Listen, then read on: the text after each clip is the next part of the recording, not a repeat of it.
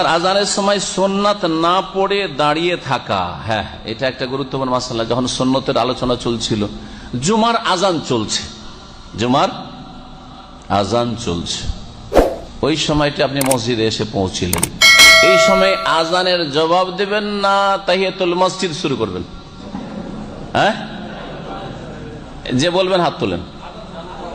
হ্যাঁ, তাহিয়াতুল মসজিদ, হ্যাঁ আজানের জবাব, এই দুই রকম না। আচ্ছা শোনেন, আজানের জবাব দেওয়া সুন্নত মুস্তাহাব কাজ, তাই না?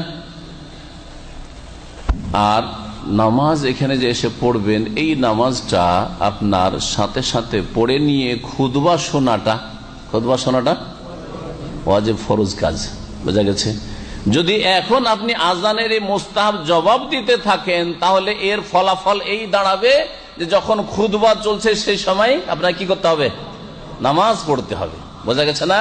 সুতরাং এই সময় আজানের মুস্তাহাব জবাব দিতে থাকবেন না, বরং এই সময় এসেই সুন্নাত তাহিয়াতুল মসজিদ শুরু করে দেবেন। জি, এই বিষয়টি আমার সামনে শেখ মুখলেস পেশ করলেন, জাযাকাল্লাহু খাইর।